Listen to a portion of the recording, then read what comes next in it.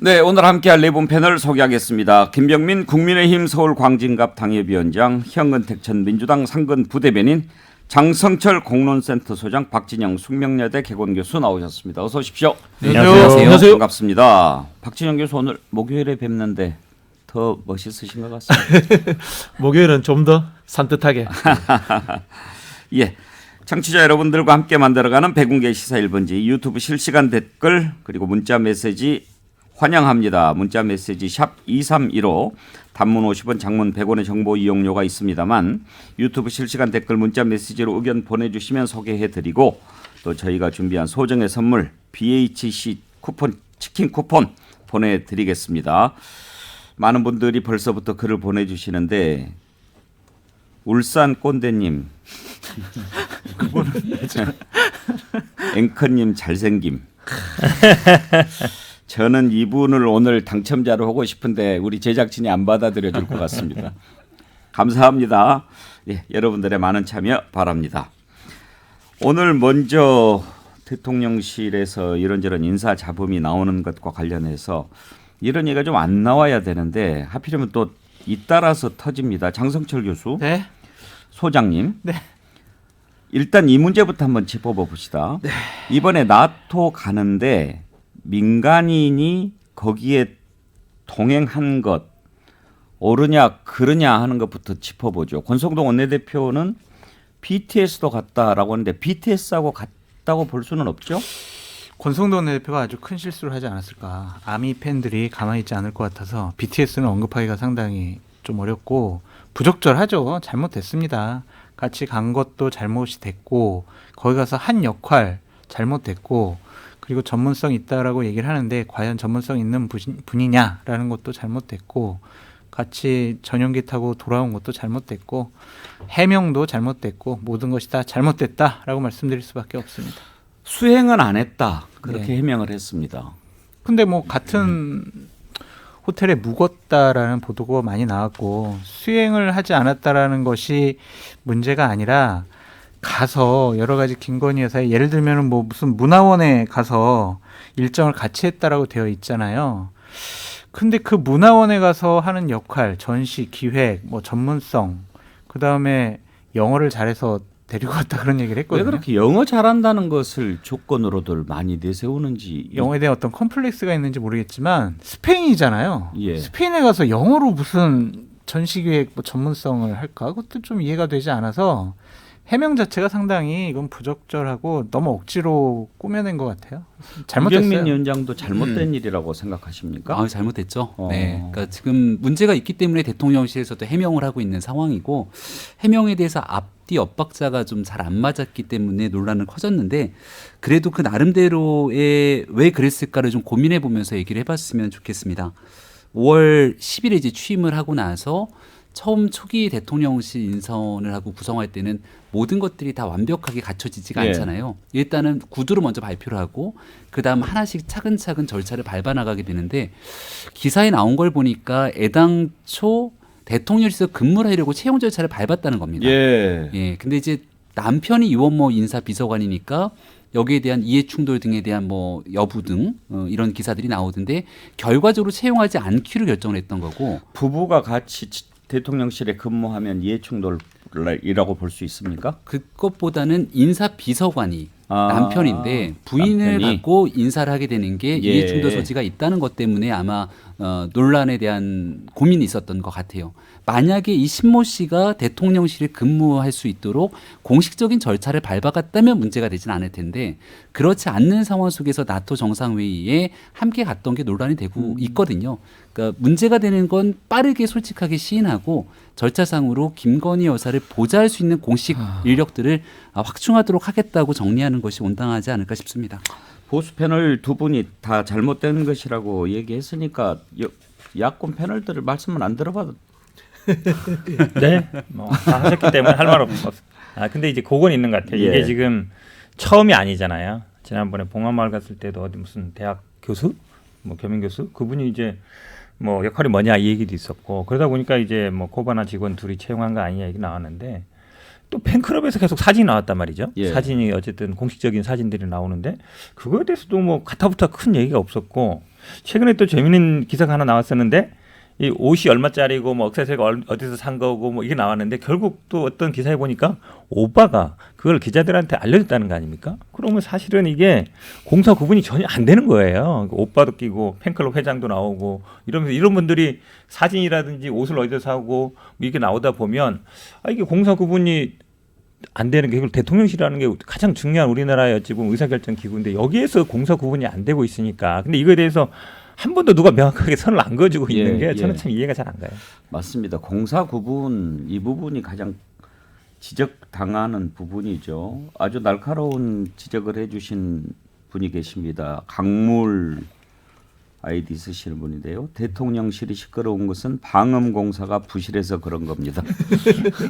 방음공사 이 부분도 지금 논란이 좀 된 내용이죠. 그렇죠. 사실은 박근혜 대통령 최순실 트라우마가 우리 국민들 뇌리 속에 박혀 있기 때문에 사적 영역이 침해하는 것에 대해서 국민들이 너무 걱정스러워합니다. 이 부분을 좀 잘 아셨으면 좋겠어요.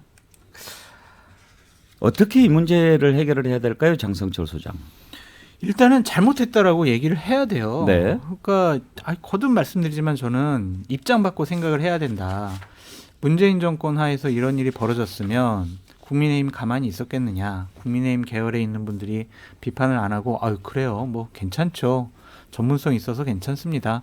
이런 식으로 얘기했을까요? 그러니까 잘못한 것은 솔직히 잘못했다고 시인을 하고 앞으로 이러지 않겠다.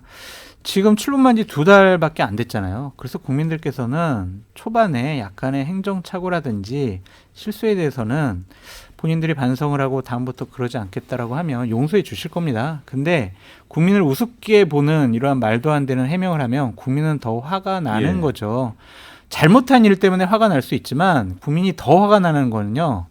잘못 안 했다라고 우길 때 국민들께서는 더 화가 나고 결국엔 선거 때 심판하십니다. 자, 사과하는 게 우선이고 네. 또 이제 개선책을 내놔야 될 건데 네. 뭐 그러면은 부속실을 제2 부속실을 만들어야 된다. 아니면 뭐 어떻게 해서든지 이걸 공적으로 집어넣어야 되잖아요.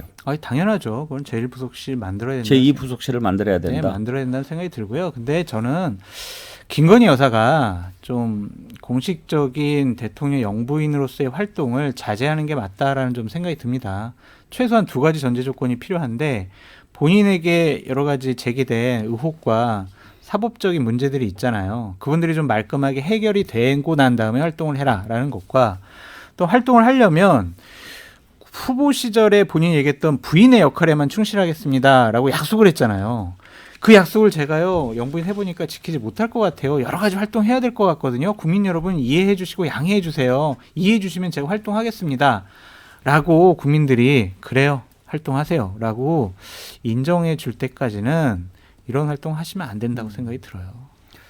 근데 김변민 위원장 지금 대통령실은 여전히 제2 부속실 만들 계획이 없다 이렇게 밝히고 있습니다. 네, 아마 제2부속실 폐지 늘 말씀드립니다만 김건희 여사의 논란 때문에 제2부속실 폐지 얘기를 했던 것이 아니라 청와대 민정수석실도 없애겠다, 수석제도도 없애겠다, 제2부속실도 없애면서 청와대를 구중궁궐 밖으로 나오겠다는 게 그 당시 이제 권력의 중심부였던 청와대 개혁에 대한 골자 중에 하나였습니다. 그걸 묶는 것은 제가 얼른 동의가 안 되는데 제2 부속실 폐지는 김건희 여사 논란 있을 때 나온 얘기 아닙니까? 그 당시에 나왔지만 그 당시 언저리에 제가 이제 선거 때 같이 있었기 때문에 결국 민정수석실 폐지부터 시작되는 단계를 거쳐서 이 내용이 함께 나왔고요. 결국 거기에 대해서 영부인이라고 하는 용어 대신 배우자라는 용어를 쓰겠다. 내조에만 그러니까. 집중하겠다. 이렇게 함께 나오게 된 거죠. 그 얘기가 나왔을 때가 네. 대통령실 전체적인 개편 이게 이슈가 됐을 때 나온 얘기였는지 김건희 여사 논란이 있을 때 그때 제2 부속실 폐지하고 뭐 또 저기하고 사과하고 그럴 때 나온 얘기였는지 지금 정확히 확인이 안 되는데 그 당시가 12월 달로 기억을 하고요. 예. 그 언저리에 거의 모든 것들이 같이 함께 공약 발표들이 나왔던 거로 저는 기억을 하고 있습니다. 그랬나요? 일단은 거기에 대해서 이제 말씀을 조금 더 얹어서 얘기를 하면 예. 그래서 이제 지금도 영부인이라는 표현을 안 쓰기 위해서 노력을 하지 않습니까? 그러니까 배우자라고 얘기를 하려고 하고 있고 제2부속실이라고 하는 그 조직이 갖고 있는 상징적인 의미가 있기 때문에 구태여 제2부속실을 놓지는 않으려고 하는 거로 알고 있습니다. 근데 이제 야당 입장에서는 공식 이 조력이 필요하다라고 하는 지적에 대해서는 당연히 필요한 내용이라고 생각하기 때문에 김건희 여사를 보좌하기 위한 전담 행정관이 됐든 뭐 이런 정도의 조직을 만들어서 깔끔하게 이 사람이 핵심적인 전문성을 가지고 김건희 여사를 보좌하는 사람이야 라고 하는 부분들만 정리가 돼주면 저는 깔끔하지 않을까 싶은데요. 그걸 어떻게 만들면 좋을까요? 아니 이미 만들어져 있어요. 대통령실 내에서 네. 지금 보좌 인력들이 있지만 그 보좌 인력들 중에서 예를 들어 선임행정관, 2급 선임행정관이 됐든 3급 행정관이 됐든 누가 김건희 여사에 대해서 전문적으로 보좌하는 인력이라는 걸 아직 국민들은 모르지 않습니까? 그러니까 그 내용을 조금 더 공식화시키는 게 필요하다는 거죠. 지금 비서실에서 3명이 지금 김건희 여사를 담당을 하고 있고 한 2명 더 늘려서 한 5명까지 해서 좀 제2부속실이라는 명칭을 사용 안 하더라도 대통령 부인을 좀 담당하겠다고 하더라고요. 5명. 네, 5명. 제2 부속실 있을 때만 해도 6명. 숫자가 그 정도밖에 안 되잖아요. 네, 대여섯 명 정도. 그러면 뭐가 달라요? 그러니까요. 제가 그렇게 말씀드리지 않습니까? 그러니까 이거잖아요. 제2부속실을 안 두겠다고 한 것은 김건희 여사가 영부인으로서의 활동을 안 하겠다는 뜻이었지 않습니까? 그렇죠. 근데 지금 활동을 하기 때문에 제2부속실이 아니더라도 제1부속실에 뭐 3명, 4명의 행정관이라도 이 일을 하게 되는 상황이 된 거지 않습니까? 제2 부속실이 없으면 제1도 없는 거죠, 뭐. 그러니까 이 이야기의 핵심은 우리 장 소장님 이야기처럼 김건희 여사가 대외적인 활동을 안 하시면 되는 거예요. 안 하겠다고 하셨지 않습니까? 안 했으면 좋겠습니까? 뭐 저는 뭐 그렇게 생각을 하고요. 왜 안 해야 된다고 생각하십니까? 일단은 제2부속실을 안 만들겠다. 본인이 부인으로서의 역할만 하겠다고 한 것은 본인 관련되는 의혹들이 그 당시에 제기됐기 때문에 나온 이야기지 않습니까? 그 의혹들이 지금 완벽하게 해소되지 않았습니다. 첫 번째. 그리고 두 번째는 본인이 활동하고 움직이시는 게 대통령께 도움이 안 돼요. 저희가 보기에도. 도움이 된다고 생각하시는 그렇게 도움이 안 되는 일을 자꾸 이렇게 힘들 필요가 있나 이런 생각이 들고요. 저는 조직 문제에서 제2부속실보다는 민정수석실이라든가 특별감찰관을 둬야 되지 않나 그런 생각이 듭니다. 이 김건희 여사의 일정 관리가 잘못된다. 이거 뭐 잘못돼서 좀 해프닝성이 생길 수도 있습니다. 문제는 우려되는 것들이 친인척들, 그 주위 분들 이런 분들이 어떤 이익관계에 사고가 날 수 있는 가능성 이런 게 제일 두려운 거지 않습니까? 그런 것들을 막으려면 저는 민정수석실이라든가 민정수석실을 안 두겠다고 하시면은 국민의힘이 야당 시절에 끊임없이 문재인 정부에 왜 안 두냐고 이렇게 꾸짖었던 게 특별감찰입니다. 특별감찰관입니다. 이거라도 두는 게 좋지 않을까 그런 생각이 듭니다. 네. 다뤄야 될 내용이 오늘 많으니까 좀 빨리빨리 가죠. 자, 그러면 김건희 여사 그 부분은 어떻게 해서든지 공적 조직을 만드는 게 필요하다라는 게 대체적으로 의견이 좀 공감대를 모으는 것 같고요. 그다음에 어제 KBS가 단독으로 보도를 한 내용이죠. 청와대 대통령실에 윤석열 대통령 친척이 행정관으로 임명이 돼서 일하고 있다. 현근택 대변인, 친척이 근무하면 안 된다 이런 규정이 있습니까? 그거는 아마 없는 것 같습니다. 지금 아마 이제 국회의원 같은 경우 보좌관이 뭐 몇천 이내인 경우 신고하게 되는데 예. 대통령은 뭐 그건 아닌 것 같습니다만 아마 외가 쪽으로 육촌이라는 것 같고 그런 것 같은데 뭐 법적인 기준에서야 당연히 뭐 저는 뭐 법 위반 아니다 이렇게 해명을 하고 있으니까 할 수 있다고 보는데 이게 국민들이 보는 거는 법만 갖고 따지는 건 아니거든요. 적절하냐 이걸 보는 겁니다. 그러니까 예를 들어서 뭐 편할 수 있다. 편한 사람이고 내가 수행이라든지 이런 걸 할 수 있으니까 한다 그러면 지난번에 이 봉화 갔을 때도 비슷해요. 그러니까 코바나 직원 뭐 하느냐. 그 직원들이 얘기를 하니까 그때 얘기한 거거든요. 아, 우리 어쨌든 수행 역할을 하고 있다. 지금 논란의 핵심이 이런 겁니다. 결국은 그러면 김건희 여사 같은 경우도 공적 활동을 하겠다라고 해서 그냥 조직을 두면 되는 거예요. 예. 조직 두겠다는데 두지 마십시오. 뭐 안 됩니다. 이건 아니거든요. 그래서 국민들한테 양해를 받고 해라 얘기는 하고 어쨌든 약속을 뒤집는 것에 대해서 그 똑같은 원리로 이런 만약에 친척이라든지 이런 분들이 뭐 편하니까 의중을 잘 헤아리니까 단다. 하지만 그래도 국민들이 보기에는 그럼 적절하냐 그 채용이라든지 이런 걸 보는 거거든요. 그러니까 법에 위반 안 된다, 문제 없다 이렇게 해명해서 될 일은 아닌 것 같습니다. 윤 대통령 최측근 인사 가운데 한 명이고 캠프 안에서 회계 업무를 맡았다고 그러는데 김병민 위원장 혹시 아세요 이분? 제가 지금 이름이 명확하게 안 나오고 최씨래요. 최모 씨라고 예. 나오는 것 같은데 회계 업무를 담당했다 그러고 예. 사진이라도 나오면 제가 알 것 같은 느낌이 들어요. 왜냐하면 예. 저희가 이제 경선 때 이마빌딩에서 9층에 저희 대변인실이랑 회계팀이 같이 한 층을 썼기 때문에 어떤 인사인지는 알 것 같다는 생각이 더군다나 드는데요. 김병민 위원장은 아주 가까이서 대통령을 그때 모셨기 때문에 근데 이제 대통령 옆에서 사실상 측근처럼 활동했던 인사들은 하나도 없습니다. 그러니까 자기가 주어진 직분에 맞춰서 회계 업무를 했으면 그 안에서 회계 업무를 했을 것이고 그 뒤로 이제 인수위 또 대통령실까지 들어갔다는 건데요. 아마 뭐 어느 정도 역량이라 이런 게 갖춰졌으니까 썼겠다 대통령실은 얘기를 하고 있을 텐데 지금 언론의 지적은 사적인 인연을 바탕으로 너무 대통령실의 이 공식 인사 라인이 가동 안 되는 것 아니냐 이런 비판이 있는 것 같습니다. 예. 육촌이면 뭐 해석할 여지에 따라서 법적으로는 문제가 없지만 그 도덕적으로 문제 있는 거 아니냐 이렇게 지적할 수도 있을 텐데요. 이게 한 건이 있는 게 아니라 지금 여러 건이 한 번에 동시다발적으로 예. 맞물려 돌아가니까 대통령실에서는 좀 부담이 될 수밖에 그러니까 없는 상황으로 봅니다. 육촌이 문제가 아니라 계속 일을 같이 해왔어요. 예. 그래가지고 그것이 문제이고 저는 그게 근데 왜 문제예요? 계속 일 같이 하는 사람하고 같이 일하는 게. 그러니까 권력이 사유화됐다라는 공격으로부터 자유롭지 못하잖아요. 대통령직 그리고 대통령실이라는 것이 가까운 사람, 아는 사람, 같이 일해봤던 사람 그리고 친인척들 거기에 채용이 많이 된다면 그런 비판으로서 자유로울 수가 없고 저는 근데 이게 왜 지금 보도됐는지 이해가 안 돼요. 처음부터 저는 이 부분 문제될 거라고 생각을 했는데 아, 이분 아세요? 이분이 처음부터 들어갔다라는 얘기를 들었기 때문에 아, 왜 언론에서 왜 안 나오지 그런 생각도 들었고 어떻게 하나 문제는- 보자 그랬을까요? 모르겠습니다. 그 문제는 한두 명이 더 있어요. 그 저는 이러한 일들이 계속 벌어질 것 같아서 좀 크게 걱정이 많이 됩니다. 한두 명이 더 있다는 거는 윤석열 대통령의 친척 가운데 친척과 그리고 되게 가까운 지인과 뭐 이런 분들이 더 있어가지고 최 사장 뭐 그분 아니에요? 강릉. 아니요 더 있어가지고 근데 정확하게 말해 친척이 더 있다는 건가요? 아니, 지금 하여튼 뭐 국회 같은 경우에는 아까 현근택 대변인 말씀하셨듯이 친척 채용을 좀 금지하고 있죠. 지난번에 서용교 의원이 가족을 국회 보좌관으로 채용해서 네. 논란이 있을 때 4촌 이내 인척 채용을 금지하고 8촌 이내 인척을 채용할 때는 반드시 고시하도록 법을 개정했는데 국회가 이렇게 만들었을 때는 다 이유가 있는 거 아니겠습니까? 그렇죠. 그 당시에도 논란이 아시겠지만 이제 보좌관들 중에 친인척들을 두면서 뭐 예를 들어서 회계라든지 좀 민감한 부분들을 맡기고 그게 똑같습니다. 그러니까 선거 과정에 회계라든지 사무장이라든지 왜냐하면 법적 책임지는 분들은 잘 안 할라 그래요. 그러면 보통 친인척들을 쓰게 되거든요. 근데 그분들이 후원금을 이렇게 연결하다 보면 의원 보좌관하고 그렇게 되는 거예요. 그러니까 지금 대통령실의 고민이랑 똑같은 거죠. 어찌 보면 선거 때도 뭐 회계라든지 어려운 부분들을 맡겼다가 그리고 가까운 사람 하다가 이분들이 이제 그대로 가서 한다는 건데 결국은 뭐 저는 아까 우리 박 교수님 말씀처럼 사실은 뭐 저희 주변에도 그렇고 많은 사람들이 보면 대통령과 가까운 사람을 다 만나기 원하거든요. 누가 가깝냐? 그러면 1번은 친척이라든지 부인 가까운 사람들 만나려고 해요. 그럼 이렇게 이런 분들이 대부분 다 알려지게 됩니다. 소위 말하면 만나려는 사람들이. 그럼 이분들을 관리하는 사람이 있어야 돼요. 어떻게 관리해야 되는지. 그게 어찌 보면 예전에 민정수석 역할도 중요한 거였거든요. 대통령 지금까지 보면 임기 말에 항상 친인척, 뭐 아들 비리 문제로 항상 문제 불거졌던 게 다 그럽니다. 그분들은 가만히 있어요. 근데 다 비즈니스나 뭔가 하려는 사람들은 접근을 하거든요. 그럼 어떻게 막을 거냐 문제가 생기는 거예요. 근데 이거 막을 조직이나 담당하는 부서조차도 없잖아요. 그러면 이제 사고가 날 수밖에 없는 구조인 거죠.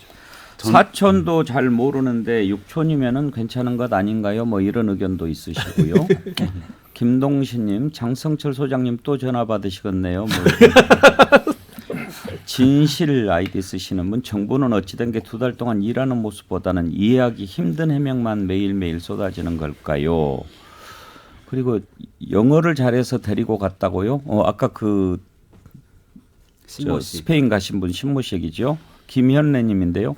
영어 잘해서 데리고 갔다고요? 코너링 좋아서 운전병 뽑은 거랑 같은 건가요? 아우 창피해요.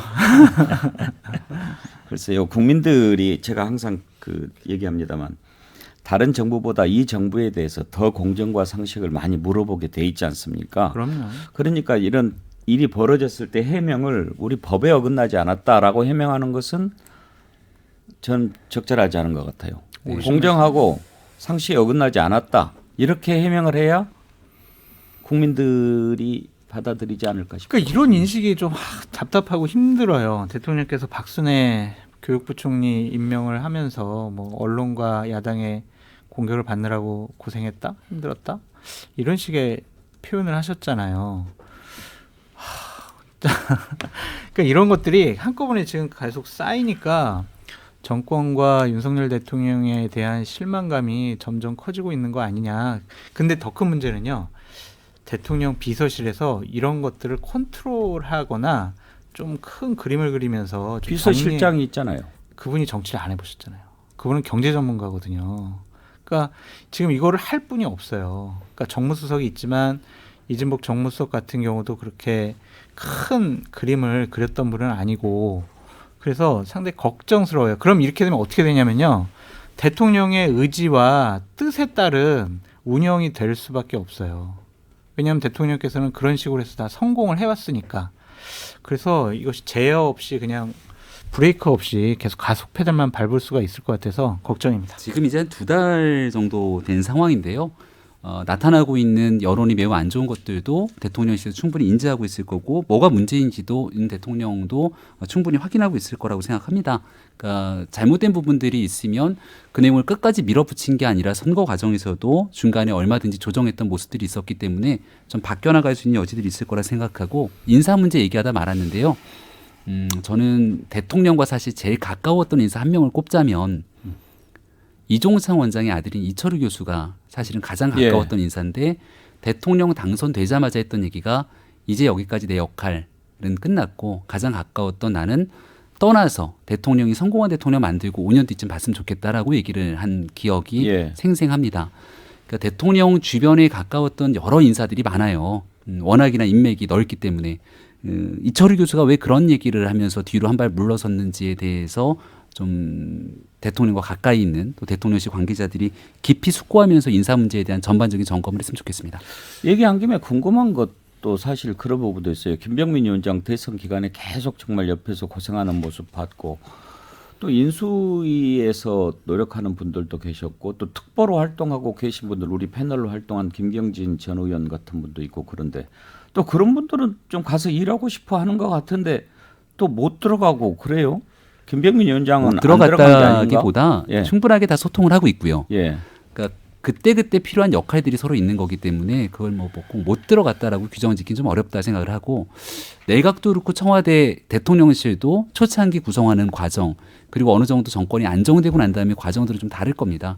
그래서 이걸 지금 하나로 다 뭉뚱그려서 비판하기에는 좀 어려움이 있기 때문에 일단 드러난 내용들에 대한 문제를 좀 지적하고 그것들을 고쳐나갈 수 있도록 해주는 게 지금 한 2달 남짓 된 대통령실 이게 뭐 국민의힘만의 정부는 아니지 않습니까? 대한민국의 정부이기 때문에 잘 헤쳐나갈 수 있도록 조언들을 해줄 때라고 생각합니다. 김병민 위원장 만세. 저는 우리 장 소장님이 야당 저격수처럼 이야기하셔가지고 제가 오히려 옹호 좀 드릴까 싶은데요. 원래 이제 뭐 대통령이 되면 자기 편안한 사람 가까운 사람 쓰는 건 맞습니다. 그런데 다만 편안함과 가까움이 본인이 정치 행보, 행정적 행보, 국가의 일을 하면서 가까워진 사람을 써야 되는 거거든요. 근데 사적 영역에 뭐 코바나 컨텐츠에서 같이 했다, 친인척에서 가깝다 이런 사람 쓰면 안 되는 거예요. 이런 부분에서 어떤 가까운 사람을 쓰는 거에 대한 기준을 정해야 된다. 이런 말씀을 드리시고요.